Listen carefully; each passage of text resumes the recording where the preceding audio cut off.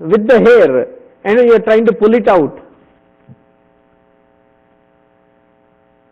What is the best method to pull it out? Rip it quickly, isn't it? You start doing it slowly, one hair at a time. It's that much more painful. And at that time when he is trying to pull that thing out, Suprasadaha, that is the greatest grace. Don't back out.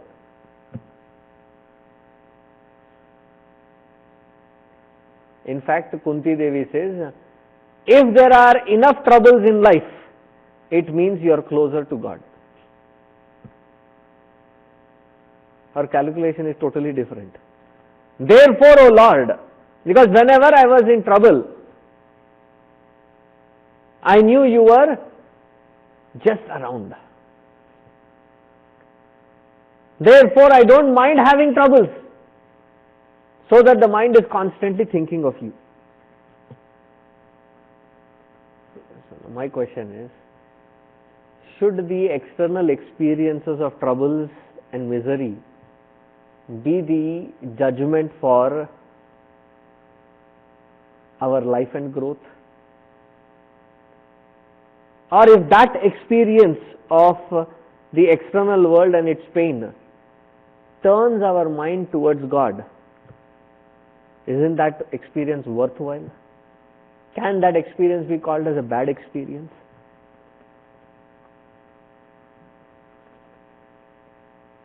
Today I am hoping that none of you are in that troubled situation, and I hope and pray that you never be. But if you ever are, at that time what is it to be remembered? That God has not abandoned us, but instead He is providing the right environment so that we can grow out of our own inadequacies. And that day when this thought sinks in, the amount of strength that you gather, that you can face anything in life. So never pray that, oh Lord, remove my pain or misery. Pray always, Lord, give me the strength to go through it. Give me the strength to go through it and grow out of it. That is the greatest grace. Whenever in our heart we click upon this understanding, then you will not blame anybody, anything in this world for what we are going through. There is a situation, it is painful, I have to handle it. Otherwise, 90% of our time we waste in trying to find, why is this happening to me? How does it matter? Now I need my justification. When we go through lots of miseries, you are being hammered from every single side. Nothing seems to work, nothing seems to be going straight in life. And we get latched onto this one question. Why is this happening to me? It is at that moment that we should understand that in such moments we are closest to God. Hold on to Him.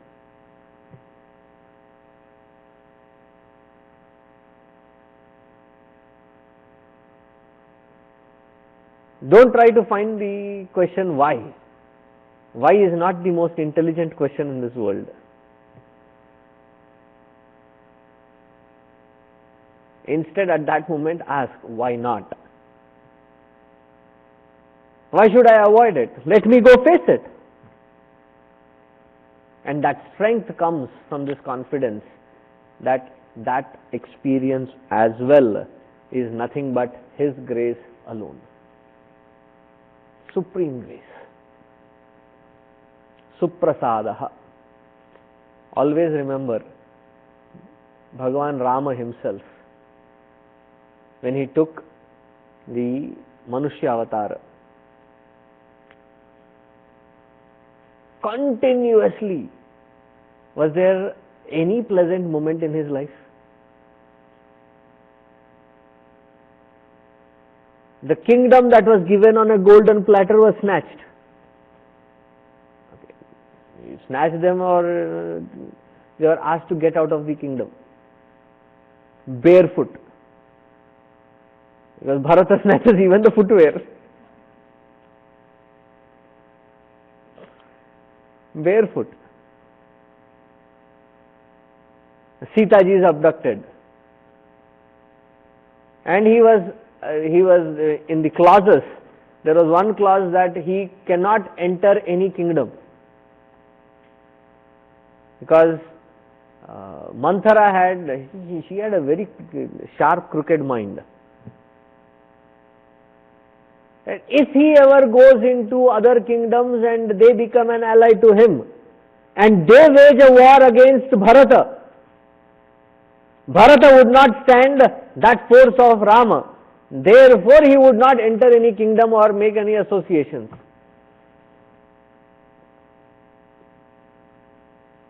He never entered. He had to create some kind of temporary house. You talk and complain about living out of a suitcase. 14 years continuously. And after he came, just when Sita ji conceived, he had to send Sita ji away.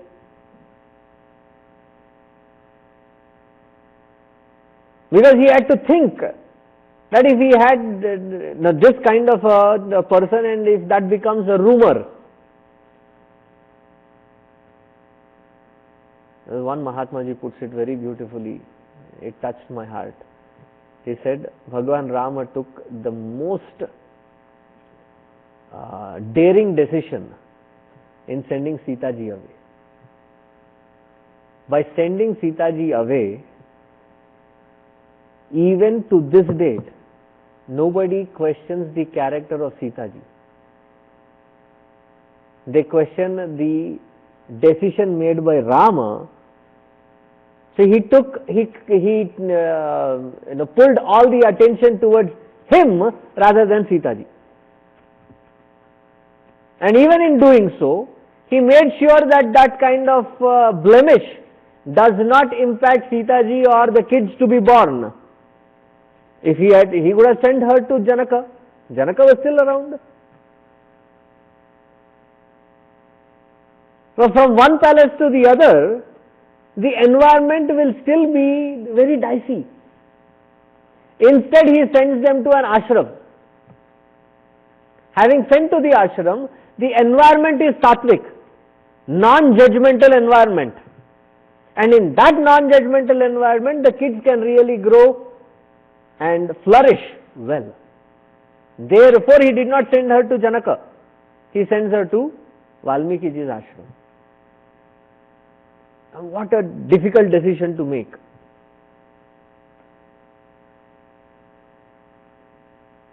Okay, Bhagavan Krishna, one after the other, he was born till the end. Man, his life was kicking and happening. Right from the day go that he was born till the last moment. Poor Krishna never had a moment of rest. Constantly running up and down. As long as he was in Mathura, Mathura to Delhi was easy. If you have a couple of horsepower to your chariot, maybe by half day you will reach from Mathura to Delhi, Hastinapura. Imagine he had shifted his quarters from Mathura to Dwarka.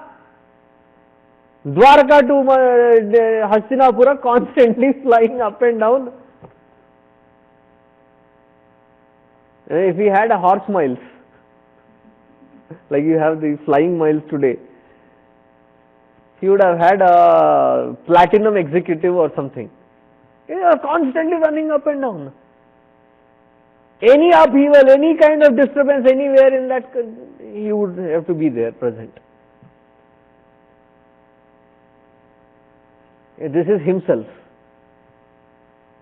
And all those who had trusted him implicitly and surrendered to him, how much pain and misery did they go through?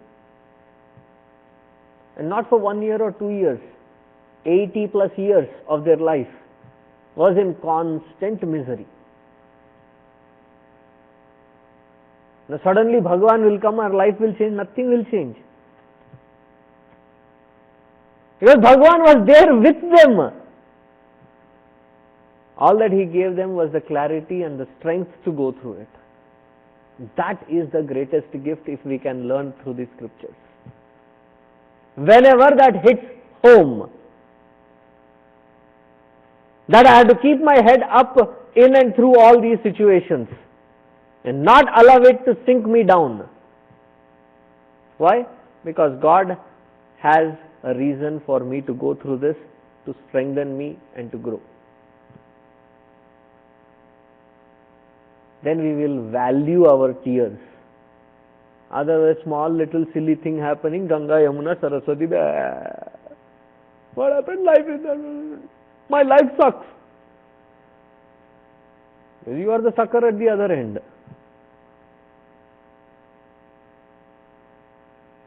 If you understand this concept, then life gathers charm, beauty, peace in itself. This entire system, when understood and put it into practice, put it in experience, that is called the greatest prasada, greatest grace of that Lord flowing through us to the world around us. Suprasadaha. Prasannatma. Prasannatma.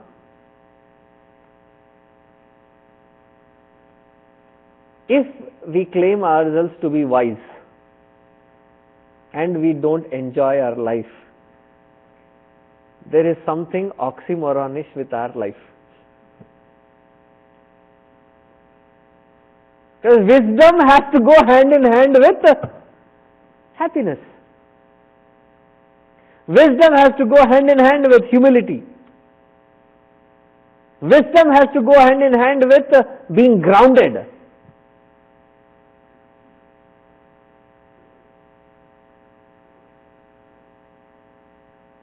If truly there is wisdom, if this grace is understood, if that wisdom is settling in,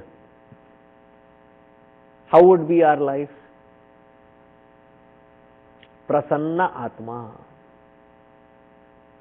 Prasanna, that individual who is ever blissful, ever joyful. Now, is it to consider that once you have realized this, there will be no pain or suffering or sorrow in life? Baba, there will be pain, suffering, sorrow.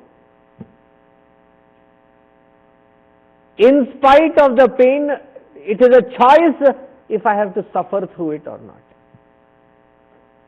All great masters, if you see, they had severe ailments. Ramakrishna Paramahamsa, throat cancer. Ramana Maharshi, he had a cancer in his armpit. Gurudev, the other two I have not seen, but him I have seen. You name it and he had it. Between our Acharya Swamis, when somebody says that, I have got now blood pressure, sugar, diabetes and things like that, so we tease each other saying that, now you are graduating to his stature. Because you name the disease and he had it. His heart was functioning 18%, his legs he couldn't feel, he had diabetes, he had cholesterol, he had, you name it. Blood pressure, yes, there was blood pressure. But his attitude towards life, I think I have shared this many times with you. After massaging his feet for a few minutes, I said, okay, now let me get back to my work. So I said, you